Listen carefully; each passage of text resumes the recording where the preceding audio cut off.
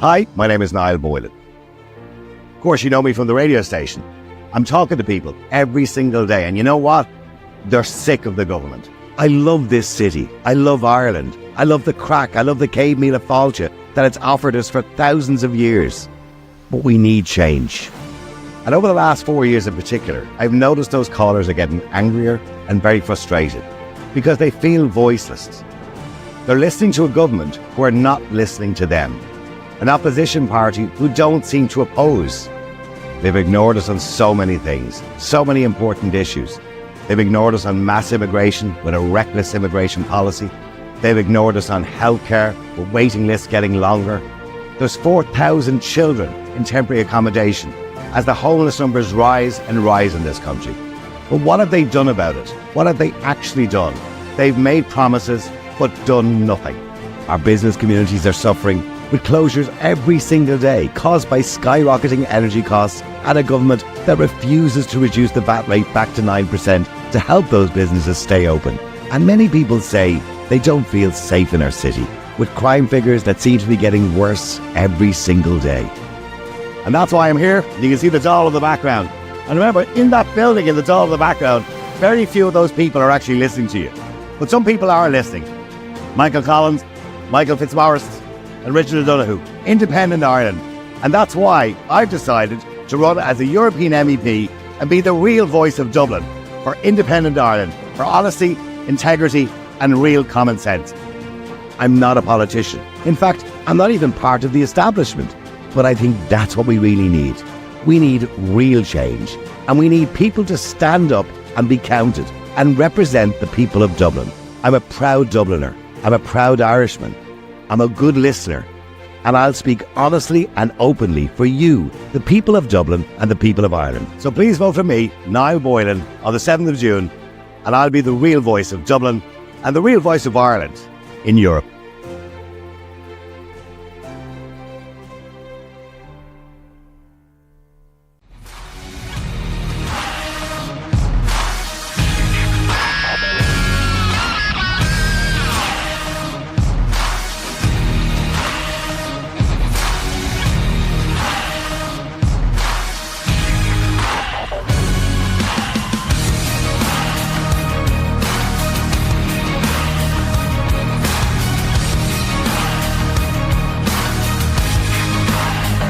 Did I ever think I'd see the day that I would be in a campaign video running for election? No, I never did. But here I am, and I want to be the real voice of Dublin and Ireland in Europe. So please don't forget the elections are coming soon, 3 weeks away.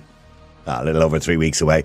You'll get an opportunity to vote in the local and the European elections. Please give me your number one vote. I'll talk about that a bit more later on. But I'm just looking here. The Taoiseach Simon Harris has described as Trumpian Mattie McGrath's comments on immigration. Let's be clear about it. Simon Harris is not fit for the job. He is a beginner. He is temporary. He's not going to be there for very long. We all know that. He's completely out of his depth. He doesn't have the balls to actually deal with the problem that we have at the moment because he's pandering to the left and the NGOs. He has to go, just like the rest of the government and the opposition parties who are lying to you, by the way. Lying to you. Because yesterday in the Dáil, of course, TDs challenged Simon Harris, saying, sort this out, Simon. Look at these people along the canal. Let's be clear about it. Those same TDs, the majority of them, are the ones that championed all are welcome, all refugees welcome this time last year. And now they've done a U-turn because they want your vote in June. They want your vote in the general election. Don't believe them. They're all fibbing to you. They're all turncoats. Every single last one of them. They swing with the wind. We'll talk about that later on. But first, what I want to talk about is another failure of the Irish government. And let's be clear about it. The government have failed in many aspects of life. But one of the biggest ones is supporting the family. So much so that they wanted you to remove the word family and mother from the Constitution, but failed miserably to do that. And that's why you should vote against them in all these elections. The government parties wanted you to say yes to removing the word mother and family from our Constitution because they don't value the family the way they should. And that's really the root of all our problems in this country, is our population. It's declining. When I say it's declining, Irish people are having less children. Ireland's baby boom is well and truly over, according to the latest figures, which show the birth rate has fallen by 20% in the last decade. You might not think that's catastrophic, but it is. There were 57,540 babies born in the state in 2022, a drop of 1.5% on 2021. A decade ago, in 2012, there was 71,000 babies born in a similar year. With a smaller population base as well, of course, you got to remember at the time too. The Celtic Tiger baby boom peaked in 2009 at 75,554 children. The annual birth rate has fallen in the last decade from 15.7% per thousand, or 15.7 children per thousand in 2012 to 11.3 thousand, meaning that just more than 11 babies were born in 2022 per 11 or per thousand people. Problem is, we are now at a critical level. The population rate at the moment, or should I say the population replacement rate, is 2.3. We're now at 1.7. We're in serious trouble. And that means our population will get older. And the only way to fix that, according to the government, it seems at the moment, is to import people.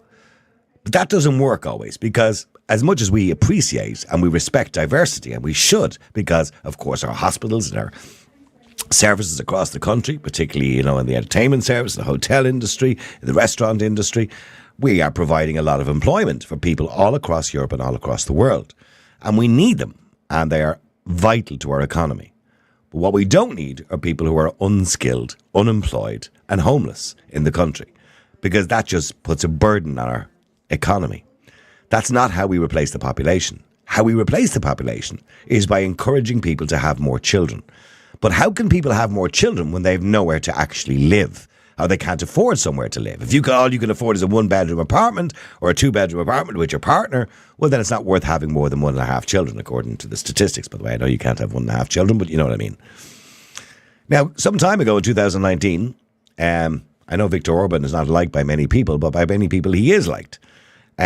He decided that he would make it tax-free to have more than 4 children. So if you have more than 4 children as a woman, you will never have to pay tax in your life again. That's what he said. And that's what he done. He also gave a lifetime personal income tax exemption for women who gave birth and raised at least 4 children, and a subsidy of €8,825 towards the purchase of a 7-seater vehicle for families with 3 or more children. In other words, they gave you money towards your car.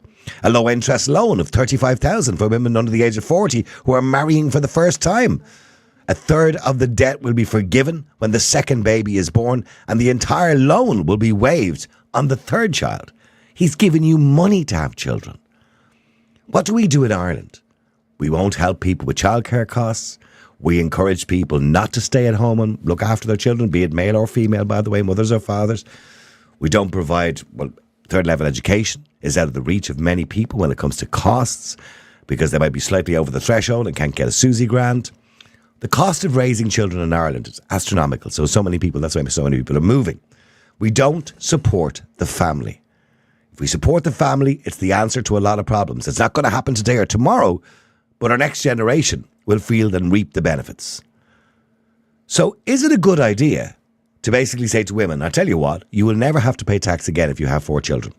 Is that a good idea? Let me know what you think.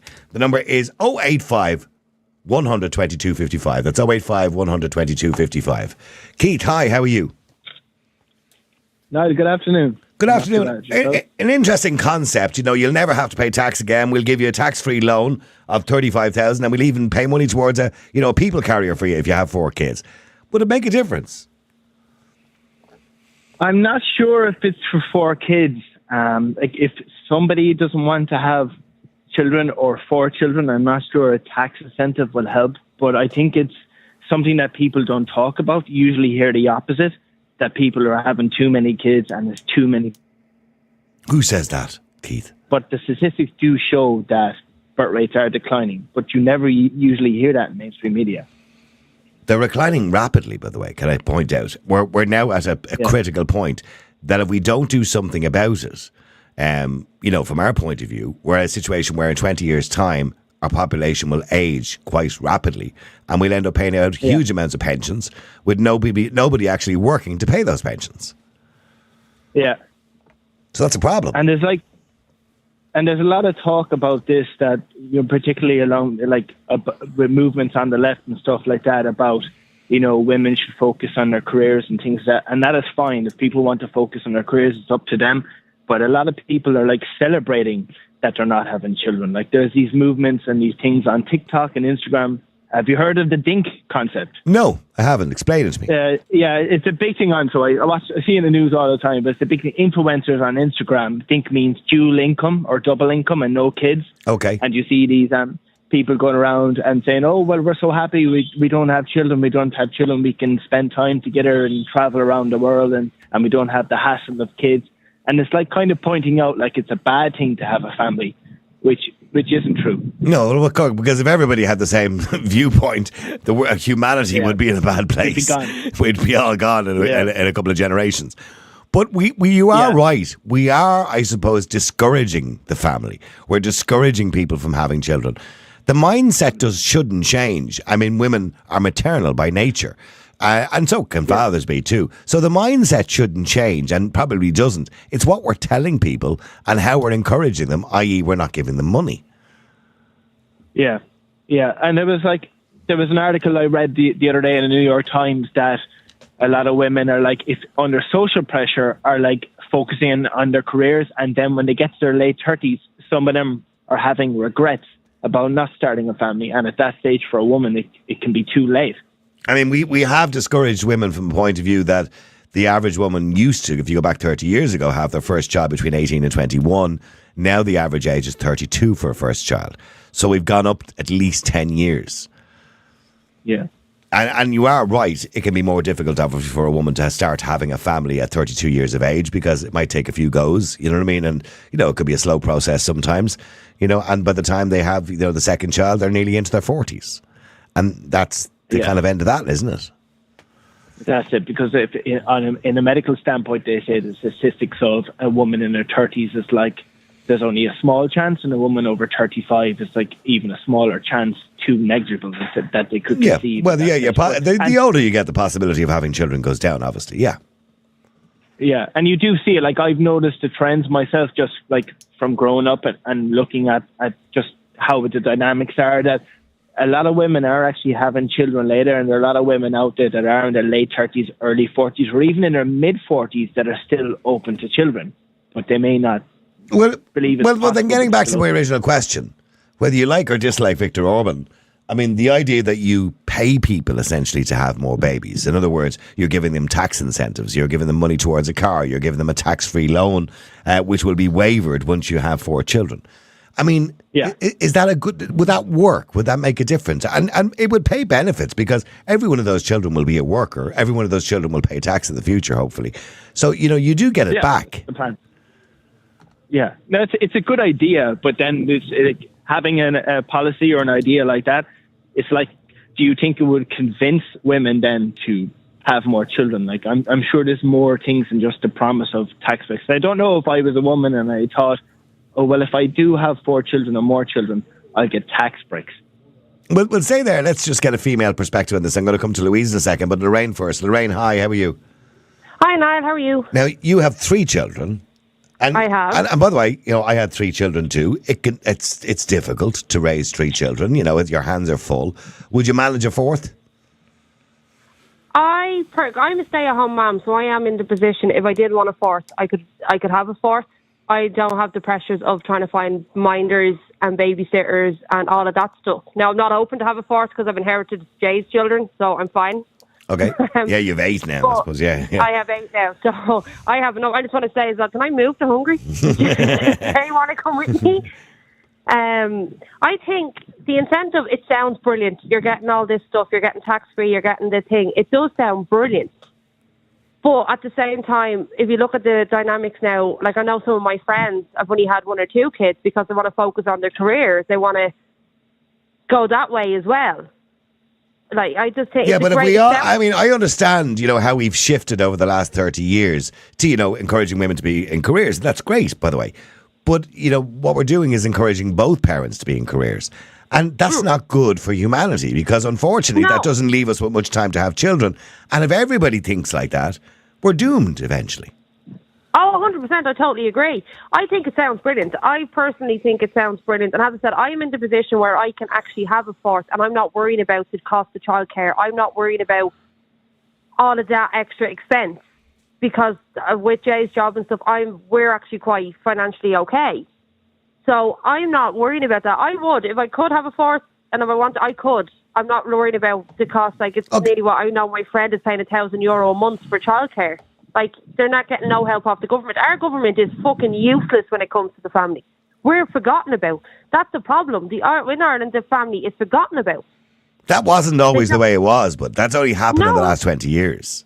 Yeah, it's only, like, as I said to the producer, like, my nanny had 16 kids back 50 years ago. And, like, it just suddenly declined. So our government has totally forgot about us. Like, the price of childcare in this country, the price of houses, the price of sending your kids to school, but we don't get any help with that. It's like we're forgotten about. As you said, they tried to bring in a referendum to get rid of the family out of the Constitution and get rid of mother. But that's what they think of you. You know what I mean? That's obviously how much. Yeah. We're Mind you, totally but hold on. When you look at it, the population of the country, 70% of the population rejected that idea. So it's clear the government are wrong when it comes to rejecting the family or ignoring the family. Oh, yeah, no, I get that. But we don't get any help. You're not getting any help. You're not getting any incentive. Like, a mother in Ireland's not getting any incentive. Like, if you're working a minimum wage job and you have your child in creche, most of your money is going to the creche or your rent or that type of stuff. So I think something like an incentive like that would help. It would take the burden off families, take the burden off the mother. I mean, it doesn't have to be 4 children, don't get me wrong. I mean, you could incentivize, with some sort of tax breaks or whatever, if you have over 2, for example, because 2 is the average. Well, 1.7 is the average now. Which is, by the way, somebody texted in and said, "No, what you mean is below replacement level." But it means that more people die every year than are being born, essentially. It does. I think that they do need to look at it completely and look at it like they can help the family out. They can help us out with a break. They can help us, just help us out. Even the childcare. Like, I think it's Norway or somewhere that the childcare is free, or the creches are free if you're working, and like that type of stuff would help immensely. Okay, well, stay there for a second. Let me go to Louise as well. Louise, hi. How are you? Hello, I'm into this subject big time, so you're going to have to bear with me. Okay. I tell you. First of all, Fine Gael's core value was always the family. So they went from that to wanting to remove and change the whole family to remove the word woman. Now, a few years ago, Joan Bruton destroyed the mothers by cutting their single parent allowance. There was a stigma over receiving single parent allowance.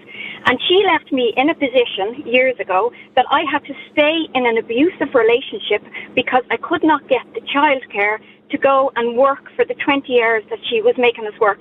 So I stayed in an domestic abusive relationship with the father of my child in order to be able to afford to feed.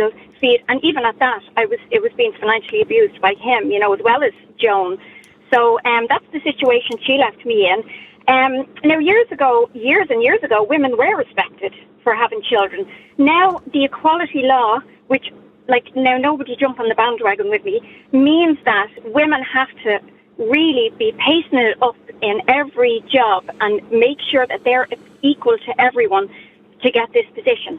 Now, I mean, that's great in all saying, wow, it's not brilliant. But that means that the women have to put aside having their family because the government expects the same standard as, a man, or look, just women that are having babies or pregnant now will understand me, that, you cannot reach 2 goals. You cannot. No. Also, I just wanted to say, so our very own government as well, they abide by every single European policy, but they do not abide about to our own constitution, which is the very fibre of what we are made up of. And the Constitution clearly states in black and white, a mother should not be have to go outside the home for financial gain. Yeah. It's in black and white there. I myself... Mind you, they tried to get rid of that. They tried to get rid of that out of the Constitution recently. That didn't work too well. Do you know why they tried to get rid of that? Because a lot of the illegal immigrants that are coming over know their rights because they have lawyers that they obviously don't have to pay, and every single thing they pick up on. So this is going to be a thing that a lawyer one day is going to say, actually, do you know what? No, in the Constitution it says this, so let's fight for this, and they're going to win, and that's why they tried to change the Constitution. But I would empower and encourage any single mother to abide by our Constitution and expect the government to do the same. And this There to has me been now, there has been some cases in the High Courts over the years in relation to that article in the Constitution where mothers felt they did have to go to work to necessitate looking after their children. And unfortunately those cases were lost because obviously the court looks at it slightly differently. And of course, look, we can't be expected to say pay massive salaries to women who want to stay at home. I understand that. But we should be able to subsidise families and subsidise women who want to stay at home. We shouldn't be stigmatising women who want to stay at home with their children. Exactly. Now, I had my own daughter, and I was in a very abusive relationship. Thank you, Joan. She left me in it for a long time, and as a result, I have a 5-year protection order. I'm now 50, and I'm still getting abuse from this person. Okay, don't go too much into your. I understand, but don't go too much into that. Okay. But I just wanted to say, when I could eventually afford to have children, it was 40, and I had 6 miscarriages. And that was me, done with family. And I'm sorry to hear that, but it's an unfortunate fact that when you get to that age, it's more common to have miscarriages, unfortunately. But some people can't afford to get, until they get to that age. But the government should be definitely challenged on this because they want to challenge everybody else on the Constitution and changing the no vote for a yes vote. They were very determined to do that, and they were underhanded. So we need to do the same. Okay, but getting back to the original question, Viktor Orban suggested about this back in 2019, and he implemented it, by the way, as well. This idea of making it tax-free for women to live. In other words, you'll never pay a penny in income tax again. If you have now, he said 4 children. I'm even saying 3, for example. You will also get a subsidised, family car. It'll be 8,825 off your family car, and a loan of 35,000, which you don't have to pay back once you have that 3rd or 4th child.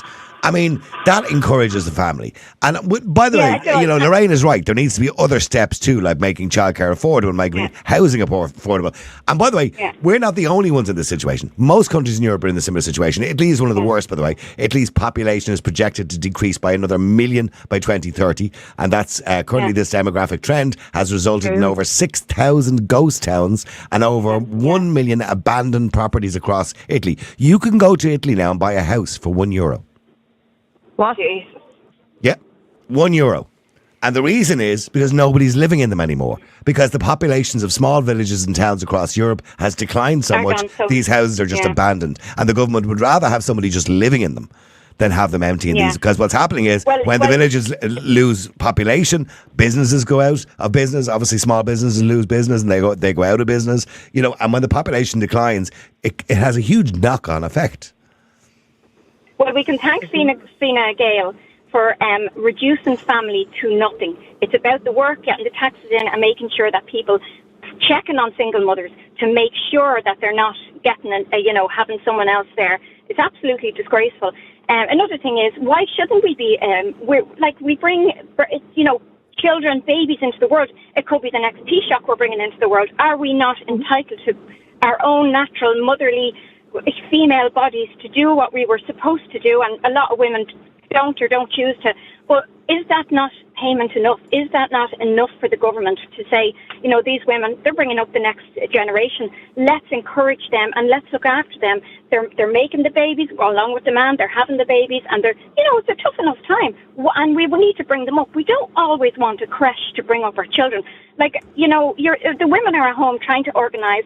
First of all, get up in the morning, 7 o'clock in the morning, run around to the mams, run around to a babysitter to get this 20 hours a week, otherwise your payment is cut. It's not good enough, and it takes the value of motherhood and, from your children. I'm sorry now, I'm just very passionate. No, I know. I can see how passionate you are. I just want to play a little WhatsApp here now. I don't know whether you can hear it or not, but I'm just going to play a WhatsApp before I go to the next caller. Afternoon, Niall. Good topic very close to my heart. I wonder what grant I'd get for my minibus for all my kids. But Niall, on a serious note, why Lorraine is slated for staying at home, for being a staying-at-home mom. And it's mainly off other women, saying how she's dragging women back 100 years and 50 years. And one woman even said she was sponging off me because she was a stay-at-home mom. Well, you're sponging off your partner. We've turned the word family and mother and having kids into a dirty thing now, like you're a burden now. I mean, the government just want everybody out there working, paying taxes. That's all people want. That's all the government want people to do now. And people want to wake up and cop that on. In the 80s and 90s, one person could pull a wage into the house and a family could live comfortably. Didn't have all the trims and bells and whistles that you have nowadays, but I think that's what this is all about. Everybody just wants material things, and kids just get in the way of material things. So have your kids, park them off in a creche from the time they're born. They go straight from the creche to school, straight from school to college, straight from college to work. So when are you ever going to be a family and have a life there? But I think we should encourage women to have more children and stay at home and support them staying at home. I mean, we've no problem burning our taxes on stupid stuff, but I'd rather give it to women who stay at home, give them a wage to stay at home, like what Bertie suggested years ago and everybody slated him. But good topic. No, it'd be nice to hear the comments. Thanks very much indeed, Jason. I don't know whether Lorraine heard that or not. I'm not too sure. I did. It actually made me cry. God bless you, Lorraine. Look at your other half. Are you so proud of him? Morris, stay there for a second. Let me just go to Sean first. I can't. He's waiting ages. Sean, hi. How are you? How you doing, Niall? How are you? Good. Sean, are we discouraging women from actually having children? You know, the idea of the family, it seems to have vanished completely. Of course there is, Niall. You know, I think Louise pointed out there, I come from a very, very large family, and, you know, there was a 2 up, 2 down, or a 1 up, whatever you want to call it. It was 2 bedrooms, 2 up, 2 down, Niall, back in the day, and we all, I don't know how we all fit in it, but we did fit in it, and we were all brought up, and then, I'll say this, Niall, you know, and I'm only going to bring you back to what happened with us. We were, you know, me and my partner, we were having our first child at 19, you know, and that was a long time ago. It's 21 years ago now. So, you know, I'm looking around these day and ages now, my nieces, my nephews, and they're not having kids because they can't afford it, because they're still living at home with mommy and daddy. And, you know, they've nowhere to go, Niall. They have good jobs. They do. They're good, you know. But not good enough to buy a house.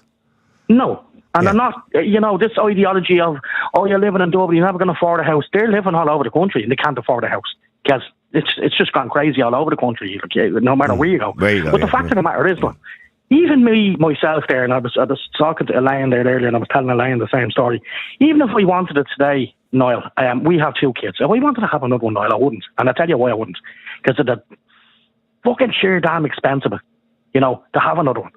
Because it's so, I can't afford to piss at the moment, so, you know, really. And I don't know anybody that can, because the amount of money that, everything has just gone through the fucking roof.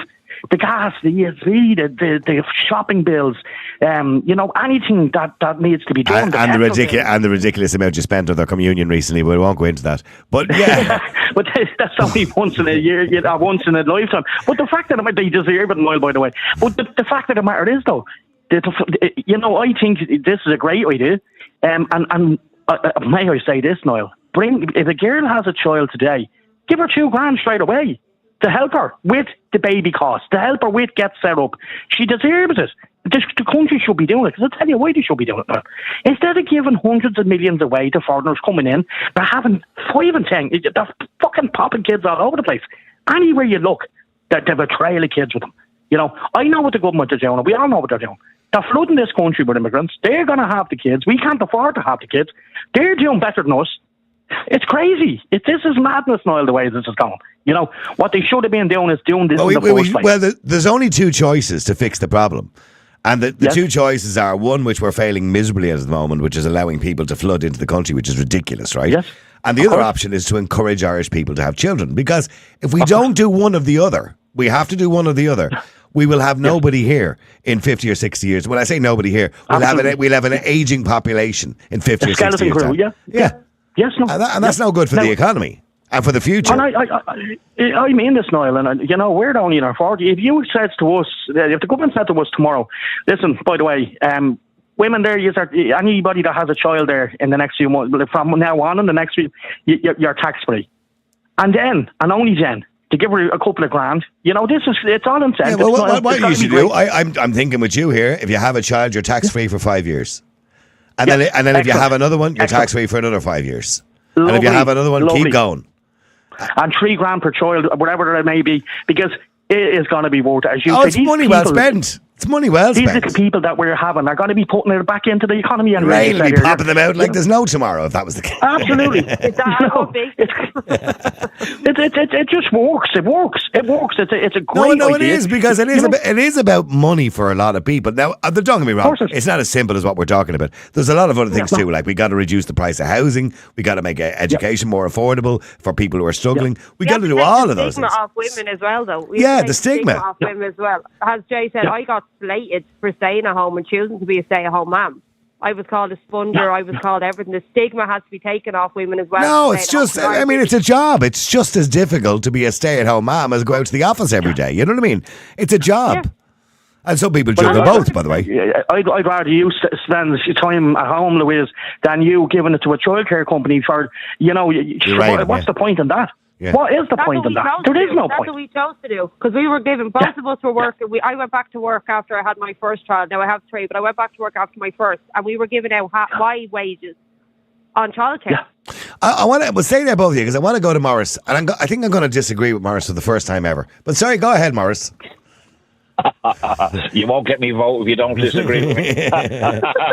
Yeah, I hope you're all voting was I for me, gonna by the say? way. Listen- Sean, you better vote for me. Sure are. yeah. Niall, definitely, yeah. Go ahead, Morris. that's a given. Yeah, sorry, just to let you know, now, my sister is 81 today. She's the eldest, I'm the youngest, right? And she's promised me on her birthday, she said, I'll give Niall Boyle my number 1 vote. Thanks. There you go. No, it says, Anyway, Morris, it yeah, says on my screen, Morris says, no way women shouldn't be used as breeders. Which Exactly. But that's what they are. No, hang That's what they are. on. Hang on, lads, hang on. Morris, finish what you Give me a minute now. I can't have a Give him a baby. minute, give him a minute to explain it. Go on.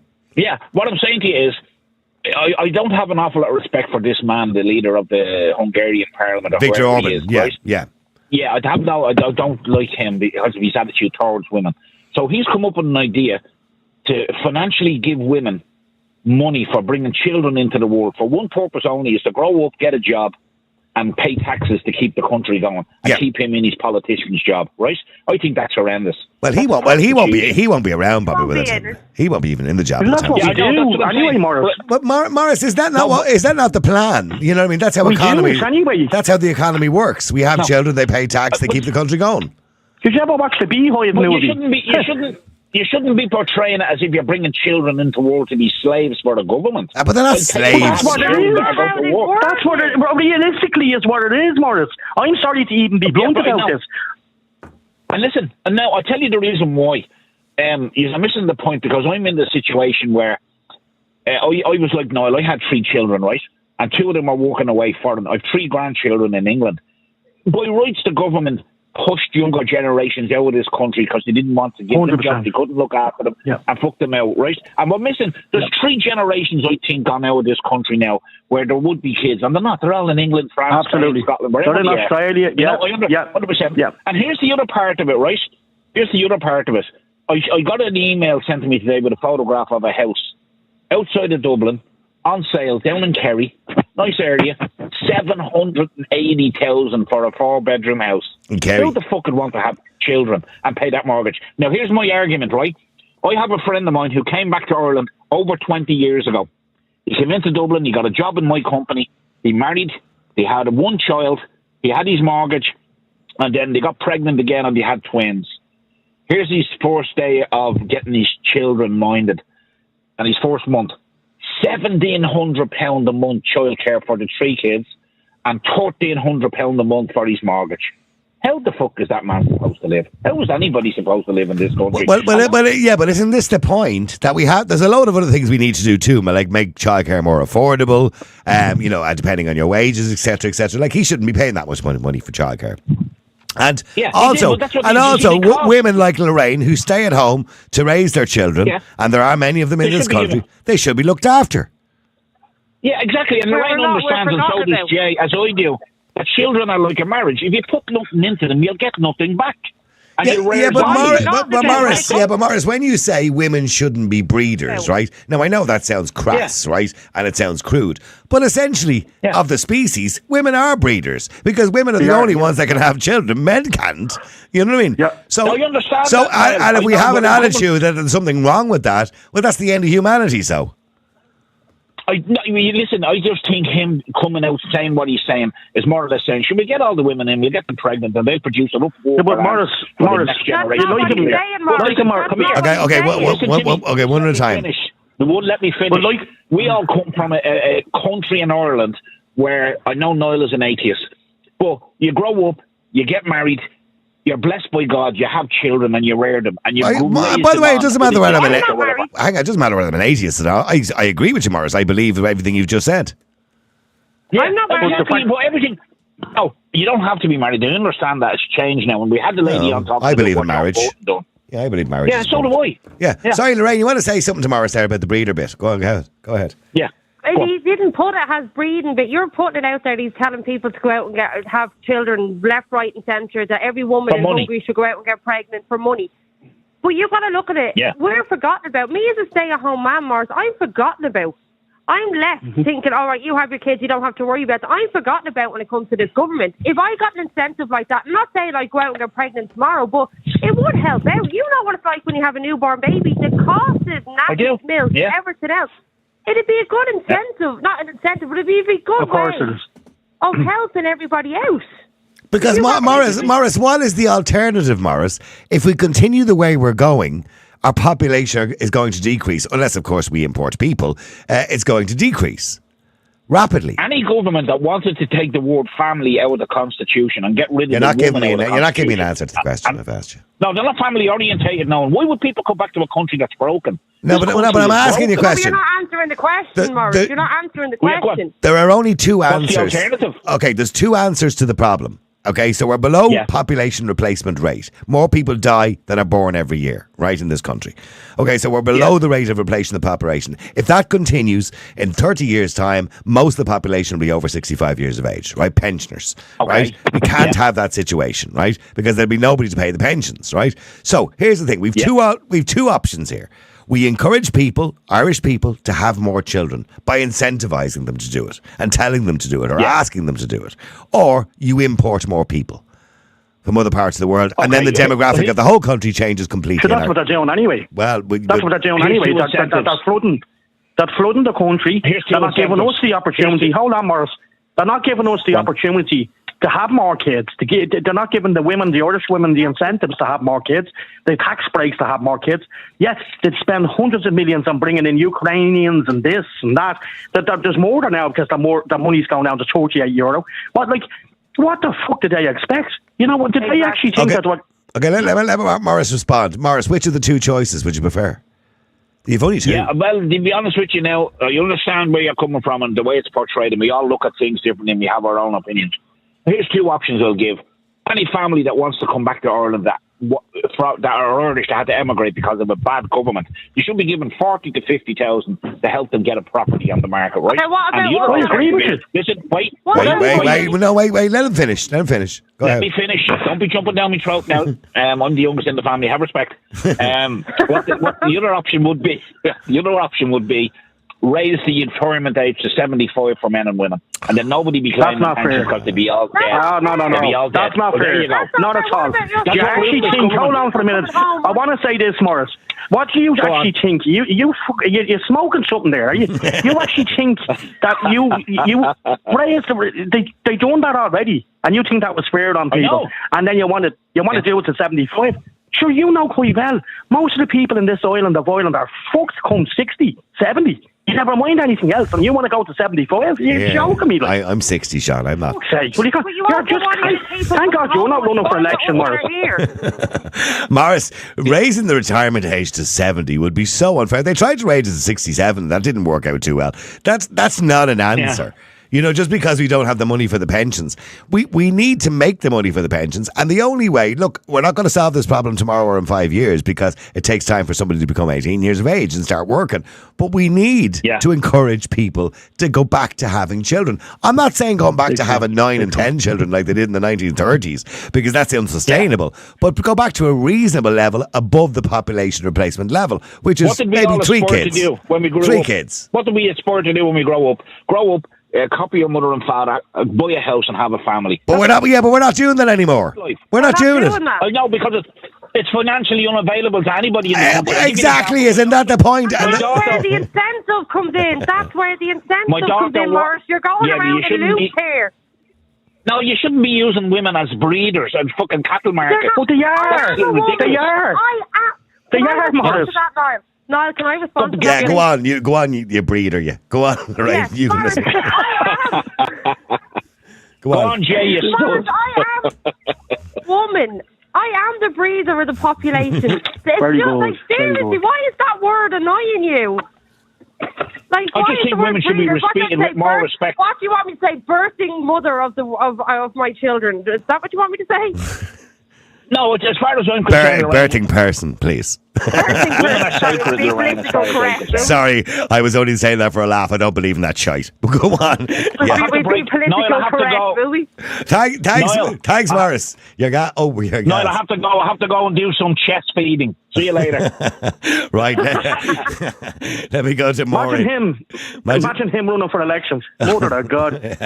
I don't think he'd get elected after saying that. No. Maureen, hi, how are you? Hi, Niall. How are you? Good. Maureen, okay, getting back to incentivizing women to have babies. This was, as I said, something that did in Hungary 4 or 5 years ago. I don't know how successful it's been. It doesn't seem to have been too successful yet, but it could take time to work. It's only 5 years. Do you think it's a good idea? Yeah, I do think it's a good idea. Mm-hmm. But it's not only Orban is doing it. Putin is doing it. He is? Putin. There is a lovely basket, a gift basket sent to every mother in every maternity hospital on the birth of their baby. He's also giving land now to families so that he can farm the land. I mean, he's looking after his own people.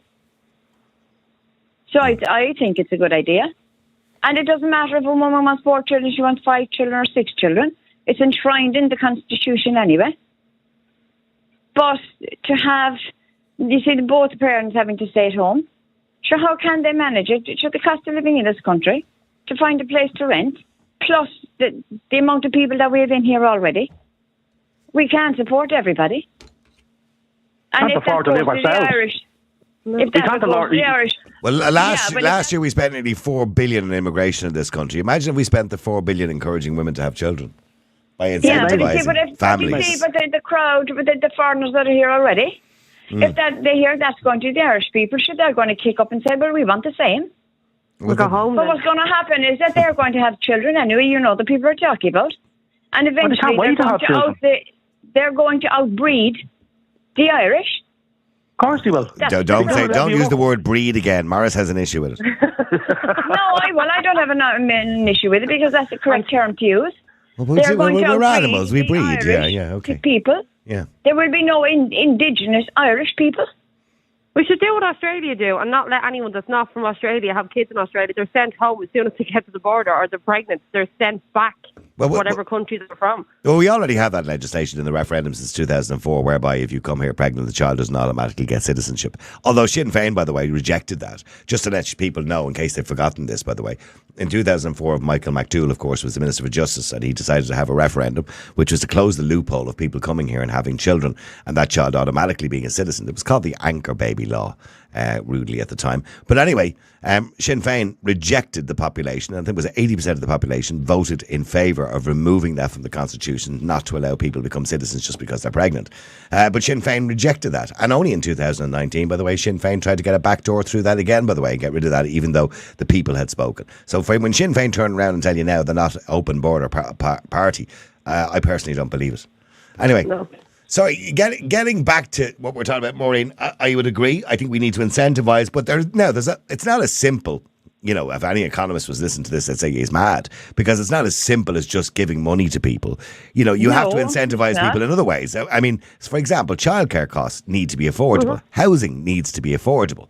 Education needs to be affordable. All those things need to be affordable for children. Oh, yeah, well, we may achieve all that. We if have kind of and got when, there with if bills. and We get the book when for we free. get rid of what's in Leinster House, we might start to afford that and be able to achieve it. But as long as any one of them are sitting up in there, we won't. Well, your opportunity Because they don't is on June the 7th, the local and European elections, and then you have another opportunity in November. They don't give a damn. about the Irish people. They just give a damn. I've got a good feeling, Noel. Yeah, but hold on, Mara. They just give a damn about what's coming into the country because that's the EU directive. And it's coming from more than the EU directive. It's coming from the World Health Organization and the World Economic Forum. All these are all directives. We have no authority over our own country because they are bowing like puppets. They have them on a lead. Ursula von der Leyen, as I call her now, have them on a lead. You tell us what to do anyway, you know. Well, in fairness, Maureen, 80%, that's why I would like to obviously go to Europe to represent the Irish people, because 80% of our laws, roughly, come from the European Union. Sorry, Sean, you're trying to say something there. By our own laws anymore. Because we don't have any. Sure, I think we're 400 billion into the EU. Are we, Noel? Something like that. Well, here's the thing. The EU was, originally the concept was a wonderful idea of countries working together and helping each other, and that's a great idea. And by the way, that's the way the EU should work. But unfortunately, the EU has turned into a dictatorship now because so many of the MEPs are on the left that essentially it's turned into some sort of diktat. So, but I think that's going to change this year because I think you're going to see a lot of MEPs from across Europe, not just here in Ireland, who would be on the centre right, move in, which is going to hopefully change things. Well, Niall, if you know the nature restoration law. I do indeed. I'm well aware of it. Yeah. Every one of the 15 Irish MEPs were out there last year. Well, look what happened. Look what happened yesterday. Sure, Ireland didn't even vote for the EU Migration Pact. People, by the way, think they abstained. They didn't. They just didn't vote. Yeah. But every one of those MEPs voted for the nature restoration law. Yeah, I know. Even the Fine Gael ones who claimed they were against it. There you go. Maureen, thank you very much. Sorry, Sean, stay with me there for a second. I got to go to Tony and then I got to Carl as well. Tony, hi, how are you?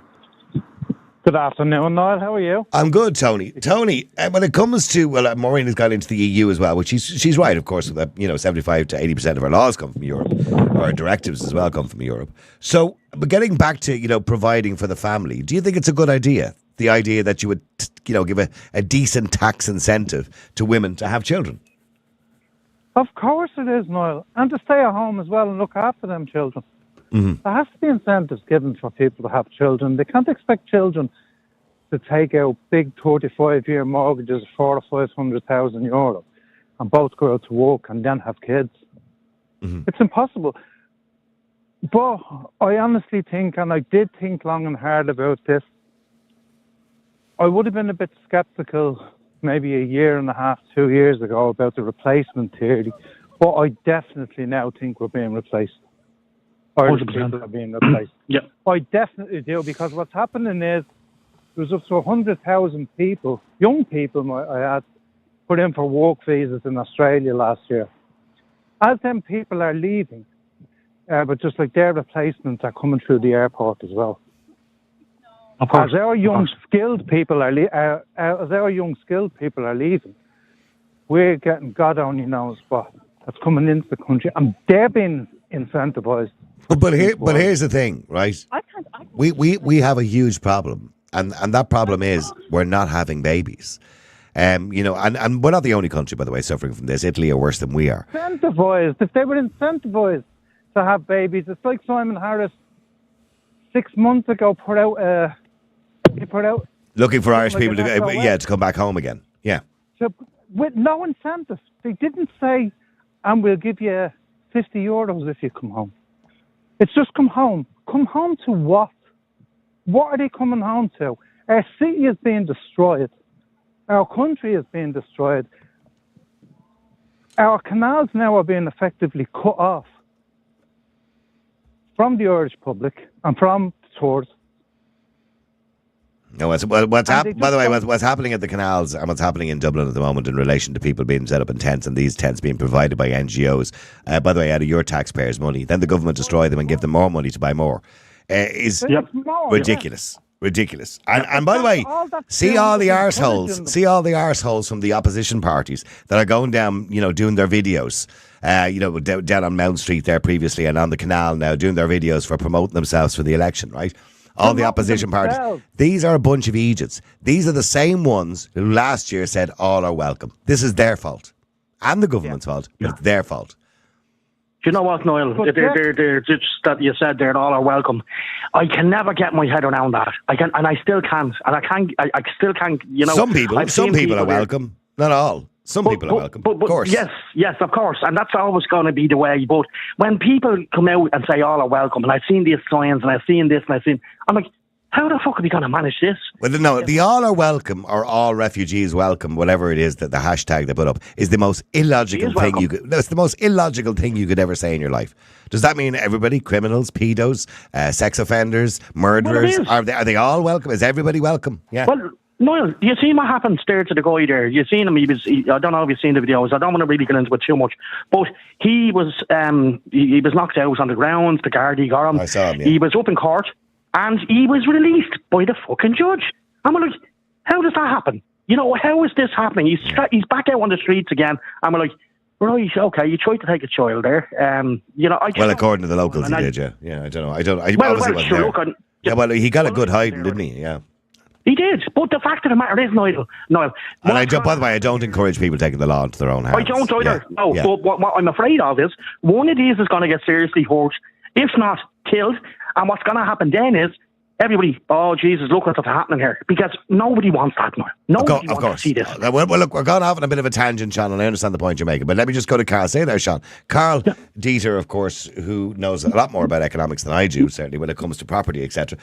Carl, I mean, when I look at Viktor Orban's plan from 2019, which he still has in, by the way, now, so far, it hasn't been hugely successful, but these things can take time. But the idea that you're going to offer people money to have children, give them a loan that they never have to pay back of 34 grand, give them 8 grand towards a family car, you know, to encourage people to have children. Is it a good idea? I don't know. It's difficult to say. I mean, obviously, if it was done and it's not working, there's an argument to say that it doesn't work. I think these things take time. You know what I mean? It's not going to happen in 4 years. Well, you've baked up a few kids yourself now, so it takes less than 4 years. I'm pretty sure that if it was a great idea, loads of people would have responded to it already. But like our kids, actually, it's interesting because they are actually born into a mortgage called the national debt, and they're born into a system where there's a massive debt that is huge that's not accounted for. And it's called the state pension scheme for people who work for the state and for old age pensioners. We don't actually account for that as a debt, but it very much is a real debt. And we have to pay for that every year out of current year taxation. So we actually need loads of kids in order to pay that debt. Now, if you were to say, oh, look, have 4 children, get a tax break for who? Because it can't be the mother of 4 kids, realistically. They won't have time to go to work. So would it be the partner, the husband? And the thing is, who will have more children as a result of this incentive? I don't know, but will it create knock-on effects? We will as the family. That's who will have it. If we got it, I'm not telling you already, but I don't know if you were listening, but I told Niall, if we as a family, well, we have 2 kids at the moment, okay? And I stress this, that we can't have any more because it's too expensive. It really is, in areas anyway. But if there was a group, a tax break for even me and my, or a tax group that I could use for tax credits even, maybe, that I can go and say, right, okay, I'm getting a bit more tax relief. I can work a bit more. I can get a bit more money in my pocket. That'll work. Anything out will of curiosity, how much tax would you pay a year? Just round figures. I'm not asking for your personal information. How much would I pay a year? In tax, roughly. Well, roughly, Jesus. You got to be talking about what? I'm talking about 15 grand, literally. Right. So if you gave me an extra 5 grand back in my pocket, sorry? If you're paying 15 grand and you have a non-working partner, you're probably earning, and this is just again a guesstimate, so you don't have to say yes or no, probably about 75,000 a year-ish. You actually I mean between 2 people. Sorry, I'm talking about I'm talking about 2 people here. Okay. Me and my partner. Okay, so all right. Well then.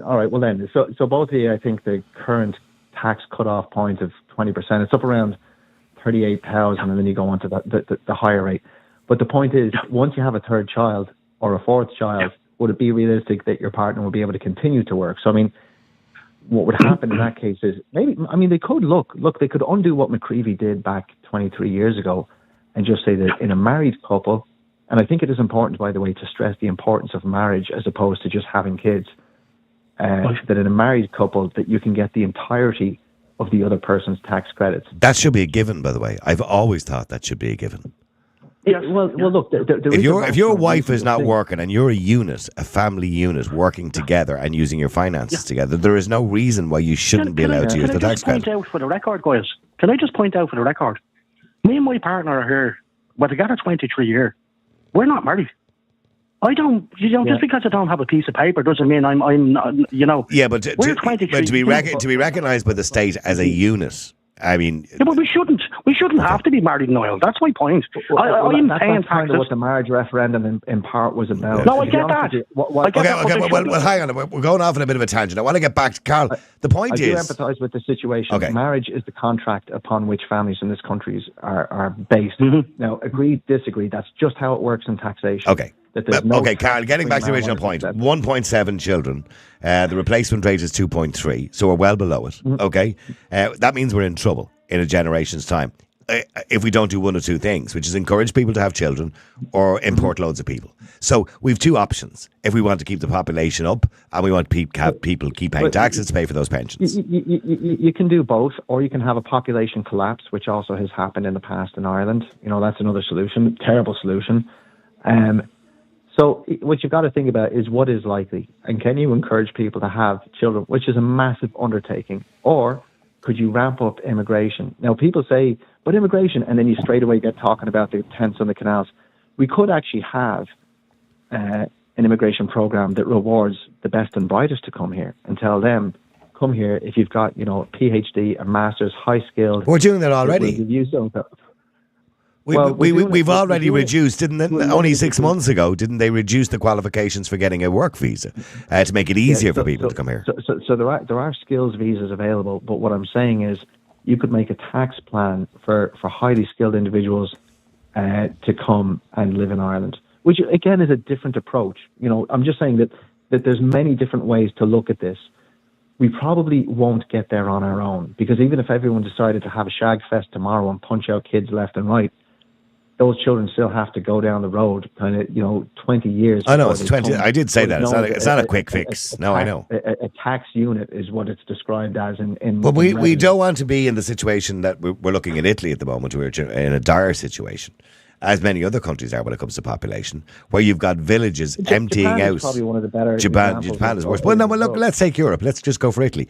You've got properties being sold in small villages all over Italy being sold for €1 because they just want to populate the villages. They just want people living in them. They're abandoned. And we don't want to be in that situation. That's also down to cities, though. That's not just like, by the way, and usually when you buy that house for €1, there's a massive problem. And they're offering grants for people to move into these villages just to populate the towns, the small towns across Europe. I mean, we've done the same thing here. Well, I know we do in well-tucked areas. I know that for a fact. Yeah. Well, no, I mean, we have specific grants for rural housing for or rural town. Yeah, but we're not selling properties for €1. No, but the thing is, I mean, Italy is also a country with what I think is 60-odd million people in it. So like the scale there is different. But their population will be gone down by 1 million people by 2030. Yeah, and these are things that every country will grapple with, because the kind of. So we need to fix it, Carl. If we can't just ponder and pander on these things. We've got to fix them, because otherwise the future depends on it. It's not as simple as that. You could also encourage people to provide for themselves. Okay, so you could cut what the state does for people. You could cut the government in half. That's a choice no one ever seems to mention. Like, why is But that's not going to fix. And all those things are good things to save money, but that's not going to fix the population.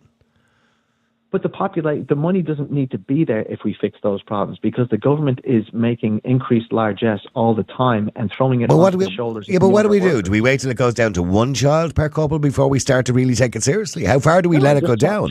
Chop government spending tomorrow. Chop the size of the government tomorrow. But by the way, I agree with you. And absolutely, I agree with you. But that's still not going to fix this problem. That doesn't make people go out and have children. What I'm trying to say is, you don't need as much money for the future if you reduce the amount that we're committing to all future generations today. But I want to see the future with families in it. I want to see the future with people with 2 or 3 kids. That's good, and no one's saying that you can't have that.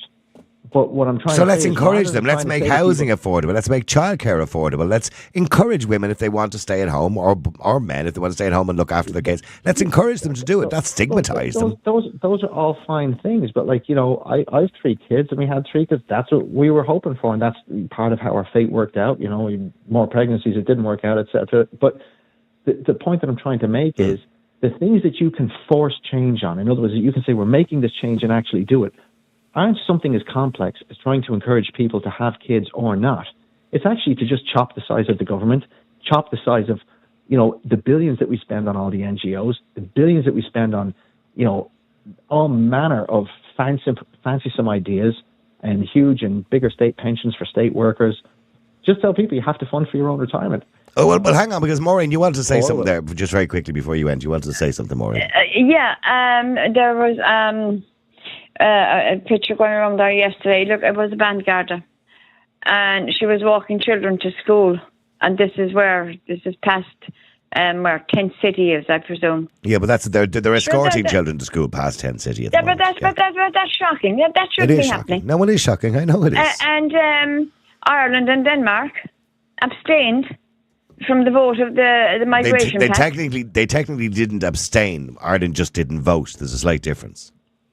Yeah, well, In other words, by the way, that's Denmark. I saw loads of people online getting excited about that, Jess. They saying, "Oh, look, we haven't signed the EU Migration Pact." That's nonsense. The government just haven't had time to do it yet, and they just kicked it down the road a little bit. But the other thing is as well, if you look at Denmark, they actually passed a rule a few years ago to allow them to process people abroad. They're going to start processing refugee applications. We should be doing Albania, that. Well, by the way, we should be doing that. Similar to when I want to go to the United States, I go into Dublin Airport and I do my immigration control in Dublin Airport, not in New York or whatever it happens to be. So that's what should happen. Before people leave a country, they should be processed. Okay, I want to stay there, Carl, with me if you can, because I want to go to Stephen and Dave. I have to go to Dave first. Stephen, I'm going to be with you in a second. Just hang on. Dave, hi, how are you? That's the crack.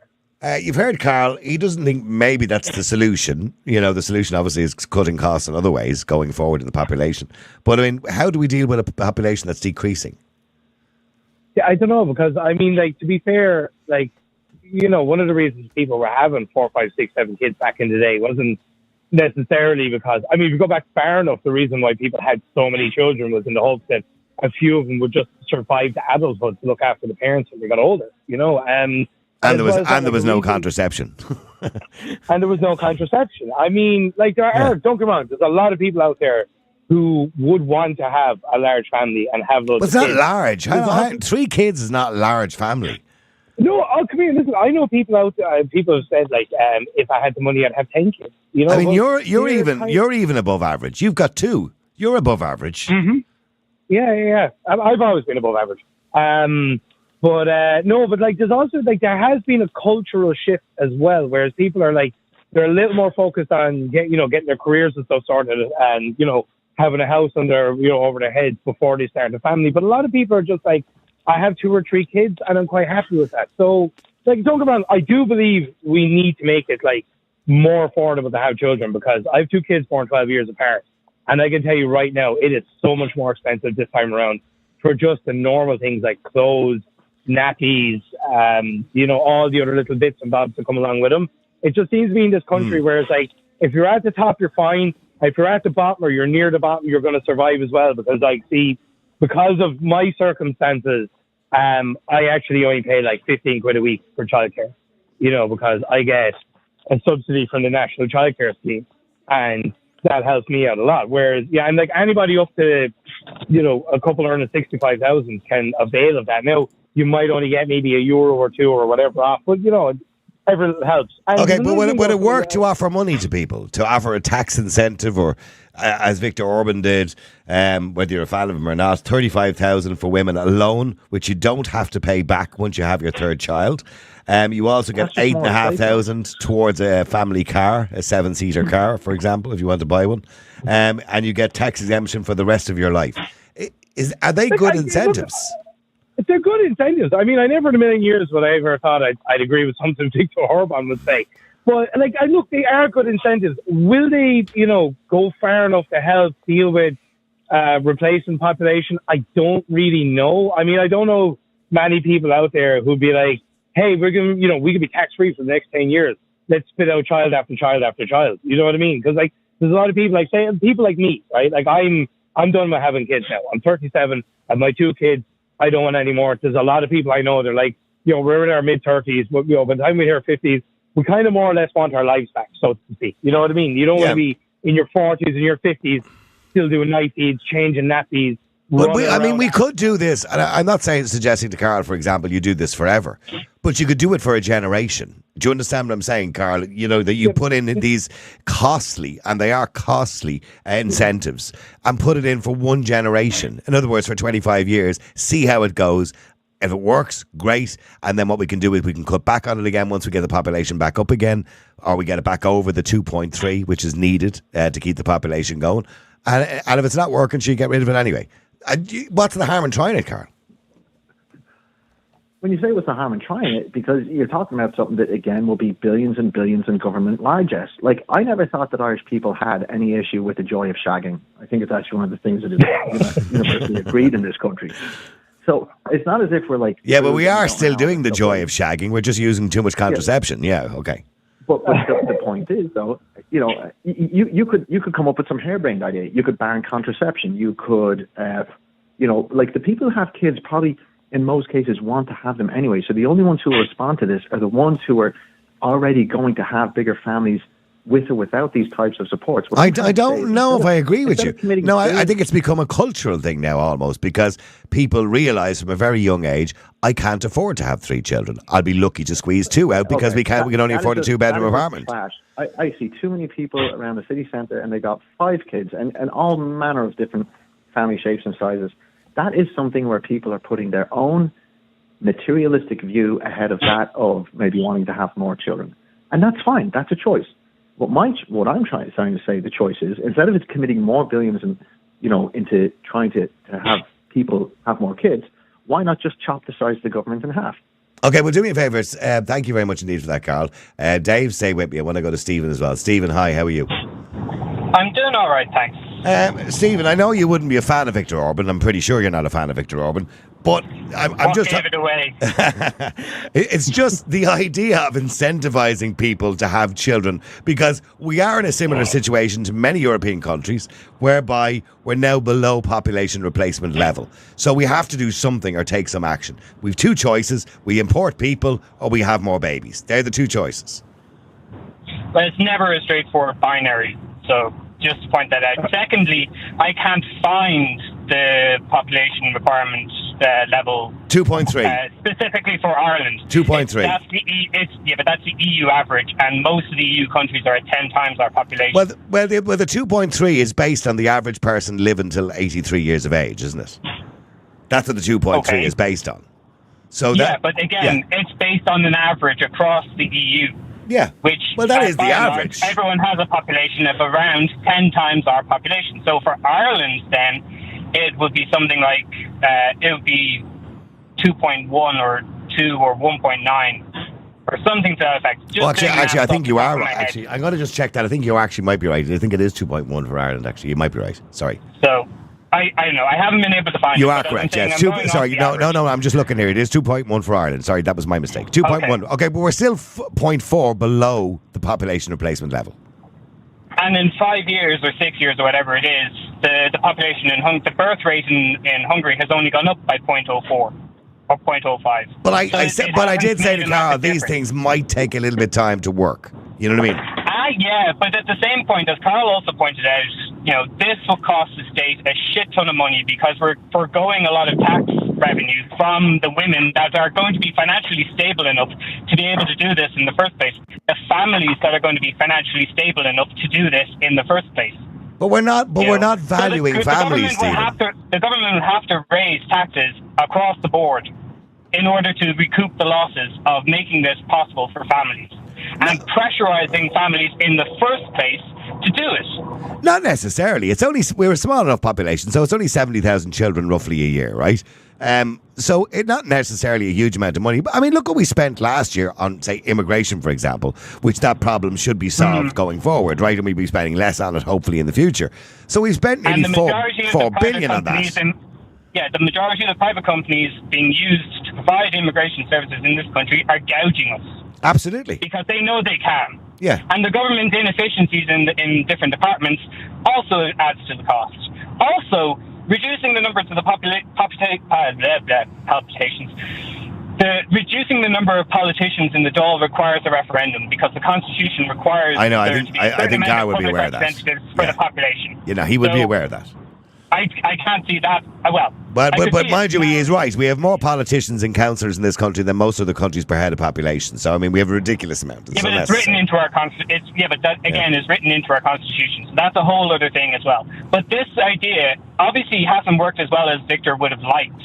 I'm not saying it hasn't worked, but I'm just saying that everything else that everyone else has spoken about in terms of improving the ECCE screen, improving childcare, improving healthcare, improving access to other services, including, maybe a small percentage in wage cuts, or not wage cuts, in tax cuts for employers, would incentivize them taking on more employees, which would incentivize more money going into the public coffers. And then maybe you could look at giving a tax break to mothers and single mothers, because this notion that, the married family is the gold standard is a load of shite.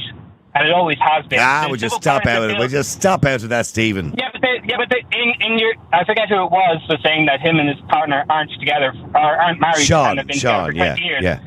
Sean is covered by the Civil Partnership Bill. Cohabitation, the Cohabitation Act. Yeah. The I know law him well. already protects him as if he was married. It's not exactly the same. There are differences, Stephen. There are differences. Marriage gives you more protection. Yeah, but for the most part, he is protected as much as he can be under the constraints of the law. Yeah, I mean, absolutely. If he abandons his wife tomorrow, she could take him to court for redress. I'm well aware. I understand the point. But what I'm saying is, I do believe marriage is important. I do believe the family is important. I do believe we don't support the family. I do believe we've had a psychological or cultural shift away from the idea of, a parent staying at home. And I'm not going to say women, but primarily it seems to be women that want to stay at home. Parents staying at home. I'm all for that, and it should be allowed. My uncle is a stay-at-home dad. Okay, and his partner works from home. And if you and your partner, for example, decided to adopt a child in the future, and your partner wanted to stay at home and mind the child, I believe you should be able to use your partner's tax credits. Yeah, sure, why not? And that should be the way it is. These are all things that we could do without having to pressure women into giving birth in order to achieve. Hang on. When you say we're not pressuring women into giving birth, women naturally give birth anyway. It's a thing we do. We're human beings. We're animals. That's how animals populate. You know what I mean? So I mean, let's bring it down to basics. They do it by choice. Absolutely, by consent, of course. Yes, absolutely. Yeah. But in saying that, we have gone from having, 20 years ago an average of 2.5 children, 40 years ago an average of 3 children, 70 years ago an average of 5 or 7 children. So we have dropped the population slowly but surely. And the most recent population decline happened after the 2008 crash. Most people at the bottom end of society haven't recovered from the 2008 crash. So it hasn't come down all that much either. Yeah, but hold on. But the economy is doing better now. People are in a better position, generally speaking. I know there's problems, but they're in a better position, generally speaking. And the number is still going down. All the costs have still gone up. Costs of the wages and everything and taxes haven't gone in line with inflation. Dave, let me ask Dave a question. That would help. I'm sorry, this might be a little bit of an awkward question to ask Dave now that I think about it. Work away, geez, you're fine. Okay, Dave, put yourself back in the situation you were in 2 years ago. If your wages were better, if your money was better, would you and Michelle have had more children? Do you think, was there a plan to have more children than 2? Oh, yeah. No, 100%. We would have had more. And to be honest with you, we were probably going to try for another one around this time anyway. And one of the biggest constraints was cost. You know what I mean? Because it's not just like, your baby costs so much. You know what I mean? I just so many things that need to be fixed. We need to have affordable housing for people. We need to bring people's wages up. We need to bring down the cost. I mean, the fact that childcare is so exorbitantly expensive for so many people, yet the people who work in childcare get paid peanuts. That's a massive issue as well. We also have a lack of places for childcare. Like, my uncle's in a creche at the moment, but I was incredibly lucky to get him into that creche because most of the creches around the place have a 12-month wait list. One place is like, we can't even give you a time on a wait list. I had to put his name in for school as soon as he was born. It's weird that we need more kids and we need more people, but we also need to build up the infrastructure to deal with that, because if we had a baby boom, we wouldn't have enough school places or crash places to put those kids. But in regards to tax and stuff, I know people know this. If you're working, you can claim your partner's tax credits if they're not working. That's still a thing. There is a particular tax credit for it. It used to be called a stay-at-home wife, but it's not called that anymore. It's called a stay-at-home dependent. So there's a particular tax credit, but you can't take all of her tax credits. You can't. Well, you take some of it, but also if you're a single parent as well, you can claim what they call the single parent tax. I mean, I have it myself. And, tax credits. It raised my tax credit. It raised my tax credits by 60. No, the point I made to Stephen is, if your missus is staying at home or your partner is staying at home, you should be able to take all of her tax credits and use them. Yeah, because she's just sitting there not using them, and you work as a unit, so you should be able to use them. Well, sorry, Dave. Sorry for cutting you short there. Hang on, I need to go to Renee as well. Renee, hi, Renee. Hello, Niall. How are you? Yeah, you agree with this idea. Stephen thinks no, it won't work. It won't make a difference. Well, look at it. Obviously, everything's going to make some sort of difference. Me and my wife, we have 2 children, and right now, at this very minute, we're paying €300 a week to get our children minus, and that's for 4 days. Right. On our last day, on a Friday, the mother-in-law thankfully looks after them, right? So that's €300 out of our wages every single week that we have to pay. Not only do we have to pay that for childminder, we have to pay higher electricity bills, we have to pay higher diesel bills, we have to pay higher kerosene bills. Everything has gone through the roof. Is it actually worth the second person in your relationship going to work? Probably not, but we have to. Do you know what I mean? We have to. We need to work. My wife works in the school, and you know, half of her wages is going on childcare. We can't just say, well, we can't take the other half and just forget about it. You know, we need the money in order to survive, to pay for the mortgage, to pay for our, you know, to start putting money away for the winter so we can heat our home in the winter time. You know, that's just the way it's gone. Everything has gone crazy. Like our electricity bill has gone from. We're only looking at the averages there recently. It's gone from about 200 every second month to 400 a month every 2 months. Mm-hmm. You know, so everything has gone through the roof. Yes, we were actually never going to have children. Things happened, I suppose, and I mean we wouldn't change it for the world of it. We absolutely love every moment of it, but it's crazy. And if it was cheaper to have children, in other words, if all those costs you've just talked to me about were lower, would you have more children? Well, definitely would encourage us to have an extra child. Yes, possibly. We do have the room in the house for it, but you know, the government needs to first of all look at the thing of maternity, right? A mother should not have to go back to work after 3 or 6 months, right? It should be a minimum of 2 years, in my opinion. Right? In some countries it is, yeah. I think Ukraine, in Estonia and places like that, I think it's 1.5 years or 2 years or something. It is. It should be a minimum 1.5 years, 2 years, you know, that the mother should be staying at home with the child, you know. It shouldn't be rare. Or you can arrange to split that with your partner, whatever, yeah. Exactly, whichever, you know. And a mother going on maternity leave, I think to look at the last. I lived in New Zealand, and when I was out sick over there, I had a surgery done over there. I was so well covered over there, I got 85% of my wages until I went back to work. And I think it should be the same with, you know, when a mother goes into having a child, they should look at your wages, calculate your wages over, I think it was last 13 or 14 weeks, and then it should calculate the average and pay 85% to the mother and to stay at home, you know, on that wage. Okay, well, let me put that to Stephen. Stephen, that's not a bad idea. You know, maternity leave currently at the moment is 3 months before, 3 months after, 6 months roughly, maternity leave. You don't get paid if you take off time after that. Some countries it's a lot higher. Some countries like America it's a lot lower, mind you. That if we gave, say, 2 years maternity leave and encouraged people to stay at home with their children, you know, that might, you know, incentivize people to have more children. I think it would be a great idea, yeah.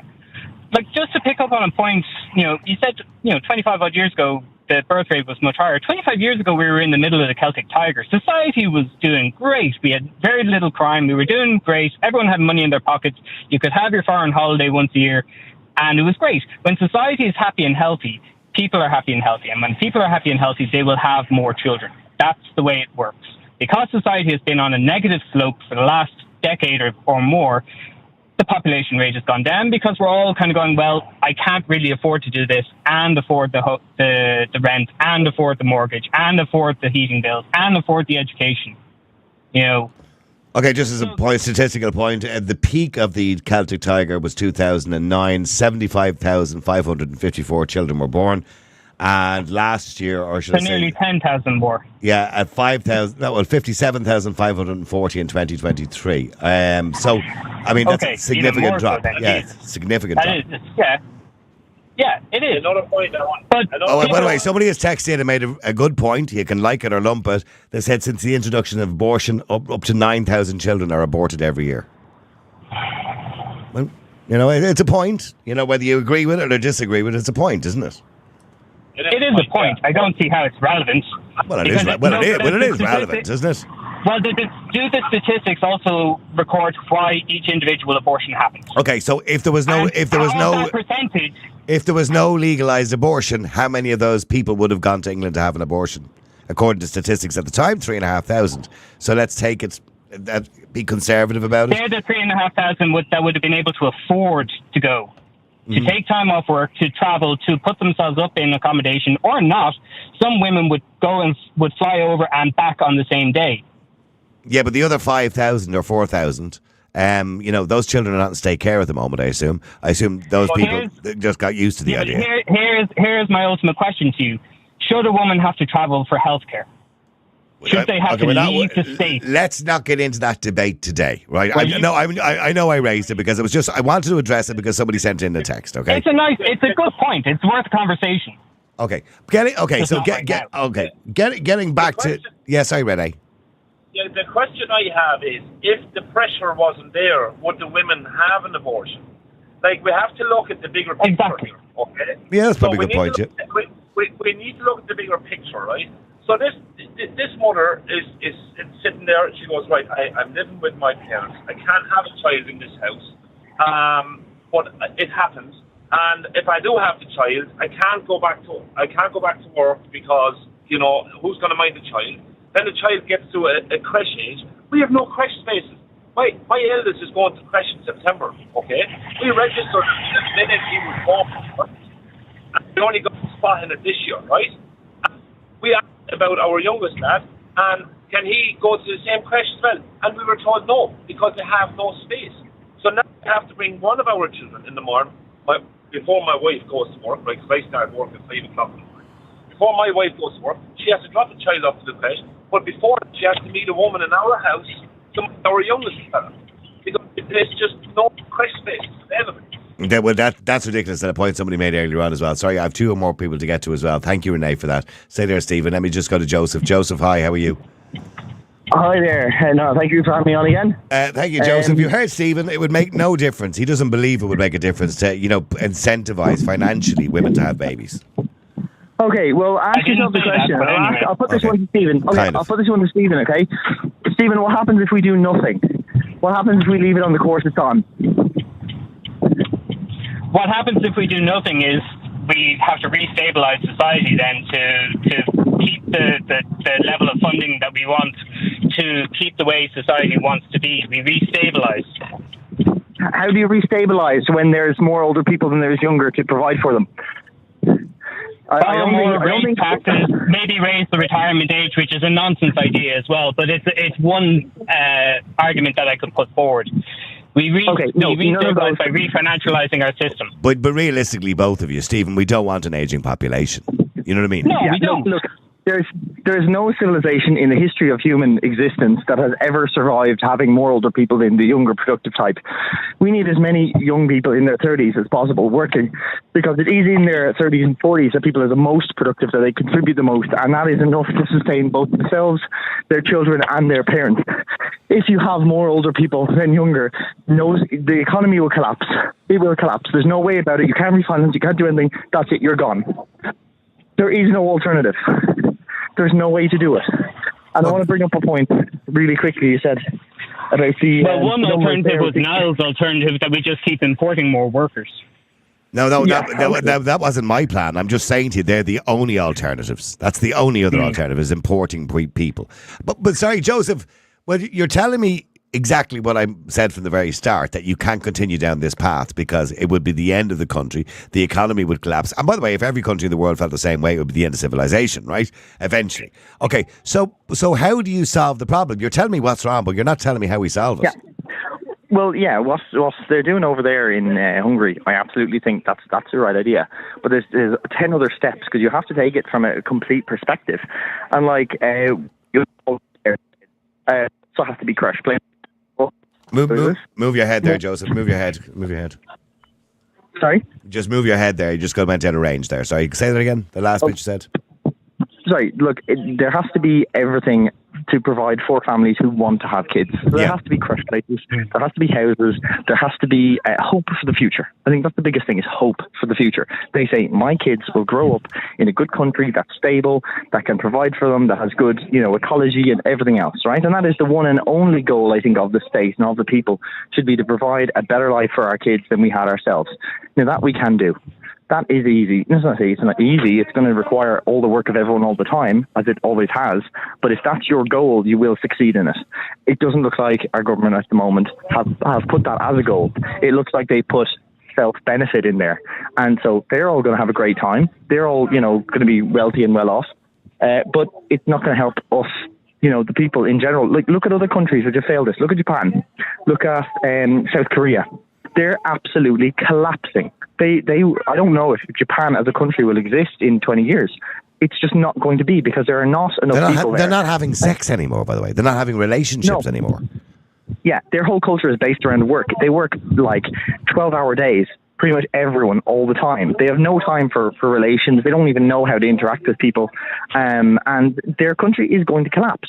And you can't solve it. This isn't a problem you solve by migration, because everything that makes Ireland must survive. What a country is basically the collective culture and values of the people there.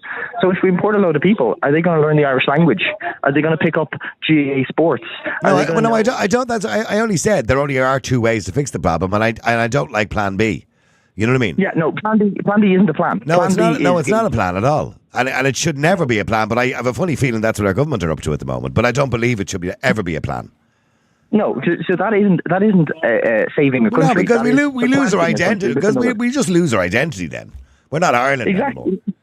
Yeah, it's not that we lose our identity, it's that we die off and the country is I want to say, recolonized. That's what that is, effectively. And I don't want to be xenophobic. I'm very happy to have, different people of different cultures and races and whatever coming in here supporting the Irish people. But they have to know that, if they're coming in here, it's not to replace the Irish, to integrate with the Irish, to be part of the Irish society. To assimilate. And the vast majority do integrate with society. No, they don't. The vast majority do. There are plenty of people from Ukraine that are learning Irish. There are plenty of people from Eastern Arab countries playing on GAA teams. There are plenty of people from Africa doing all the jobs that Irish people do and living Irish lives. Oh, really? Shut up. This comes back to making society happier and healthier. That's why Japan is failing, according to some people, because they're too focused on work. We're all in this country too focused on work because it's too expensive to live. When we improve society and all of the factors within society, people are happier and healthier. And when people are happier and healthier, they are more willing to have children because they feel like they have the hope that they need, the support that they need, and society will work better. That is how you make it happen. Okay, but Joseph, I get the impression that you're telling me that Well, hang on, Joseph. I get the impression, Joseph, you're telling me that multiculturalism is not working. No, it's not working because a huge number of the recent immigrants, I'd say, I think out of every, 60-70% of recent migrants are not working. I mean, they're not integrating. They don't have the language skills to take a lot of jobs. They don't have the training. A lot of them come in with no training and background. So, they're just not eligible to work. If we were running a program where only people who had, secured a job in the country from abroad and then they came in with a work permit, then that would work. But we're bringing in people who have nothing. They have no education. They're coming from countries with no education system, effectively, and they're not skilled in anything. And they're saying, I will come here and get a job. So the only thing they can do is take the low-paid wages jobs, maybe drive a taxi or whatever. So the point you're making is that many will just always be a burden of the state. They will always be a net burden on the state. And again, I'm not... Look, Stephen, I agree with you. There are many Irish people a burden on the state, but we're stuck with them. Yeah, but by all means, a lot of them are shipped out of the country. A lot of them have self-deported from the country. The Irish. By all means, cite your references in the thread on Twitter or something like that, and I'll take a look at it, because there's plenty of evidence to say contrary. And by the way, it is a kind of vague question, but Stephen, do you generally believe, because there isn't a huge amount of evidence around the world that multiculturalism works? Do you believe it works? Anecdotally, from all of the people from all of the other countries that I've met, they're either working or doing their best to work. And they're doing their best to integrate into society. And that's only anecdotal research, because that's only your anecdotal experience doesn't hold up to the statistical reality of what's actually going on. By all means, provide your statistics, and I'll go and find some statistics when I actually have time to do it, because I have to go to work now in about 10 minutes. Okay, well, hang on. Let me just bring in Aaron then. Sorry, Aaron. Hi, how are you? Thank you, Stephen. I know you have to go. How are you? Yeah. Go ahead, Aaron. Yeah, you do them. Yeah, no, I actually read something recently. In Japan, there's a company that makes nappies. They've stopped making them for babies now, only for old people. Like, I don't know. By the way, it's the same in the United States. There's more nappies made for elderly people than there is for babies in the United States now. It's the same statistically. Oh yeah. See, I mean, it's a very that's not a good thing. Whatever about. No, it's just so nihilistic. People who wouldn't want to solve this. Like that's a frightening kind of way out, isn't it? Even if we're to go extinct. So I think whatever can be done. Sure, lots of countries did this. Iran, when their population was wiped out in their war with Iraq, did this. They gave huge subsidy and it went to mothers. To have children. To have children, yeah, because you just can't have this inverted pyramid where there's like all these old people, like, and they don't. I mean, and it's the shortage. Doctors need to be born. Farmers who farm food have to be born. The people who transport all this. I mean, it goes to everything. Yeah. No, I absolutely. Look, that's what I've stated. If it continues down this path for a long time, it will collapse. It could collapse the whole economy. Yeah, I mean, one of the reasons I understand for the mass migration. I mean, the government know this. They've been having consultants telling them this in 30 years. Like, we're in for trouble. Like, so I think it's a kind of I think it's Plan B. You called it. I mean, Plan B. Heard all these people in, but can I jump in? Yeah. Yes, very quickly, Joseph. Go on. I've only got 5 minutes here, and I have to go to Nuala as well. Yeah. If you look at it, most leaders of European countries, they don't have children. I think there was a conference there some years ago, and this is Angela Merkel's time, but pretty much 90% of the EU leaders' countries, none of them have kids. But I would argue, Joseph, the reason for that is because they're very career-orientated people. Yes, they may be very career-orientated people, but the problem here is they don't have a perspective of, what am I building? What am I saving for the next generation? And they kind of have this, because they put all their time into their career, it's to build up my career. It's just a kind of selfish mindset, and they don't have the idea of a family of we have to support families. And this has caused a lot of the problems that we have around Europe right now, is that the mentality of governments is not family oriented. It's not growing. It's not prosperous and multiplying. Yeah. It's profit now. It's GDP, or it's most we can extract from the system, and they completely forgot about the culture, the values of the native populations, and they just think these people are fungible. Which basically, I can replace any Irish person with any Ukrainian or Polish or German or Swedish or Nigerian. And it doesn't matter as long as they're productive to the economy, or as long as they have a GDP output or whatever I can do.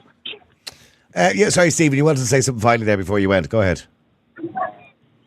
Just the last point just sounds utterly ridiculous to me, that a person who doesn't have a child couldn't possibly have the same perspective as a parent, and thus would not be pursuing things that are good for parents. The majority, there are plenty of other people in governments and in parliament around the world that have children and have parents and siblings that have children. So that's what I'm saying. It's not a. Okay, sorry, Aaron, you wanted to just respond to that quickly because I have to go to Nuala and finish up. But go on. Yeah. I mean, I've seen a lot of people they very aggressively try to recruit women to validate their own bad decisions. I've seen an awful lot of that. I work in a high-powered job. That happens an awful lot. I mean, I think I don't know who used the disgusting word breeders, but they want women as wage slaves and consumers. That's what they want. In the I short mean, term. yeah, somebody used the word breeders at the start of the show, right? I think it was Morris actually said Yes, we don't. Morris. You're encouraging women to be breeders, right? But it's crude and it's a very crude way of putting it. But essentially, women are the only ones who can have children, and it's the same with they every are, animal in the animal kingdom. I mean, if women don't have children, we're doomed. But now you mean it in the best possible terms. When people use that, it's a derogatory kind of. Oh, I know. thing. I'm not suggesting women are demonise incubators or anything like that, because then we're just treating them like incubators. Women have a purpose in this world just like men, and it's not just about having babies. But primarily, without women, the population doesn't continue. Oh yeah, and we should restore the deference and respect to mothers that has been kind of stripped away by wokeness. Mm. I would disagree. I would completely agree with you. It has been. I believe the value of women has been taken away in society, particularly over the last 4 or 5 years. I need to go to Nuala very quickly before I finish. Sorry, Nuala, hi, how are you?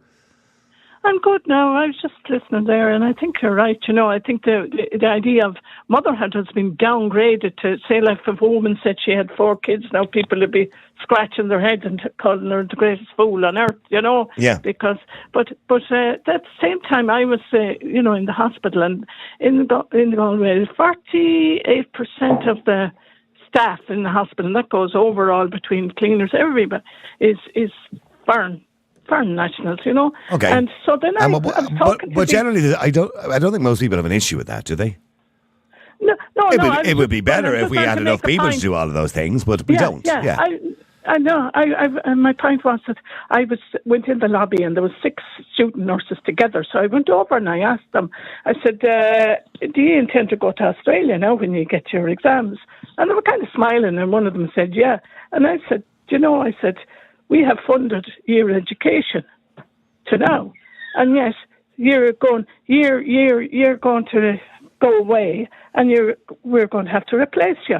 But mind you, I've mentioned this a long, long time ago, and I've said it numerous times, that when it comes to those situations, we should be giving student loans, which they don't have to pay back, provided they use their education in their own country. We should be encouraging nurses by paying them good money to stay in the country. That way we don't need to have as many people come into the country to do their job. So we should be encouraging them to stay here. Same with teachers, the same with Garda, same with everything. We're educating our own for the market abroad. No, we shouldn't be doing that. Years ago, when people went abroad, it was because they had very little education and they did manual work abroad in England and places like that. But now we're exporting people. Skilled workers. Maybe we've over-educated people, but there's no payback. Payback for the money that's on the Susie grant and all that. And I don't mean just nurses. But you'd find the same with a lot of other people who have that Susie grant and all the rest. And then they head off.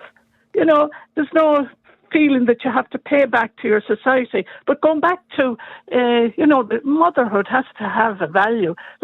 Nature, if you look out the door and you see the ducks and everything out there, they're protective of their own, and they see that they wouldn't be there next spring if they all decided to fly off and, not look after their own. And they're just animals and birds. You think we're more intelligent. We should know better, wouldn't you? Listen, Nuala and Aaron, I'm really sorry, but I've gone over time, and I do apologise for keeping the 2 years as long as you did to wait to come on. So I apologise to everybody who couldn't get on as well.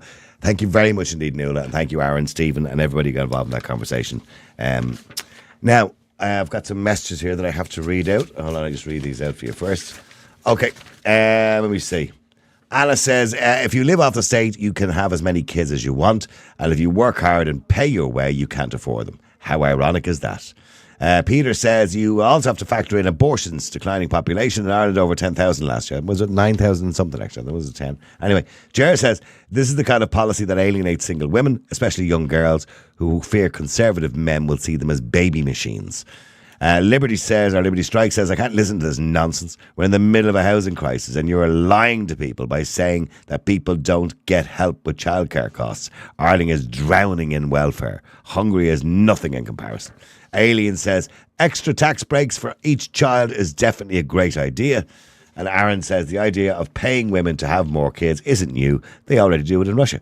Well, but somebody did mention Russia earlier on as well. I've got a voice note here too. I want to just play for you quickly if I can. Where is it? Oh yeah, there it is there. There we go. Well, I think it's actually gas, because remember when the COVID hit, everybody was saying that there's going to be a big baby boom after it. Jesus Christ, it's the total opposite. There you go. That was to show you. They weren't having sex. I'm curious now what they were doing. Hey, Sarah, you're curious what they were doing if they weren't having sex during COVID. I don't know, maybe they were just staying within their 6K and worried about that and they were wearing their masks in bed or something, I don't know. Thank you to everybody who got involved in the show. Don't forget, by the way, keep supporting us, keep supporting the election campaign and also the show as well. You can support the show by going to niallboylan.com. Please support us. We rely on you financially. So please, please, please subscribe to the show. You can watch all the previous episodes. You can download them all. You can watch them all on video. Whereas on Spotify, you can only listen to them. So please do. A lot of the shows, of course, we have Zoom guests and what have you. So you get to see all that as well. Please do subscribe to us and support the show. There's 3 of us here. We don't get paid. And we give you this platform every single day. Even though I'm up to my eyes canvassing and campaigning, I'm squeezing this in the middle of the day every single day when we can. So please do support the show. Also, by the way, don't forget, in case you didn't know already, I'm running for election. Of course, I'm running for the Dublin constituency in the EU elections on June the 7th. I want to be your voice in Europe. So if you want to vote no to the government and the opposition parties, which I assume you do, because let's be honest, they don't care about you. They're not listening to you. I've been listening to you for 30 years and I've just given up a 30-year career, a paid salary, a paid job, which I still was in the middle of a contract in that I could have kept going. I've just given that up because I want to do something better. I want to represent you in Europe. So please do vote for me and do support our campaign, by the way. If you can donate anything to our campaign, we don't have the deep pockets Fine Gael and Fianna Fáil and all the other parties do have. We're doing this on our own, okay? So please do support the campaign. 20 quid, 10 quid, I don't care. Go to niallboylanforeurope.ie. That's niallboylanforeurope.ie. Just to let you know how well we're doing, and we are doing extremely well. We're 3rd in the betting in Boyle Sports. Paul Trevaux, by the way, who has a huge reach on Twitter, got 6,500 votes for a poll he did. And according to that poll, 84% of people who voted said they were voting for me. So, as number 1. So thank you to all 6,400 of those people, if you're listening. And thank you to everybody who's saying their vote for me. But please do go out and vote for me. It's really important. Don't rely on somebody else to do it. Don't be thinking, Ash and I'll be grand. I'll just take the day off. Say, go down to the polling station and vote for me. It's really, really important. We want to make sure we kick the government parties and the government candidates in the arse where they deserve it, just like we did in the referendum. Please do go out and support me on voting day. It's only little over 3 weeks away. I shall talk to you again tomorrow at 12. Until then, have a great day. The multi-award-winning Niall Boylan Podcast. Listen live on Facebook, YouTube, and all the usual live stream services. To get in touch, just WhatsApp or text 085 100 2255. The Niall Boylan Podcast. They told me to shut up. Available for download from all your usual platforms.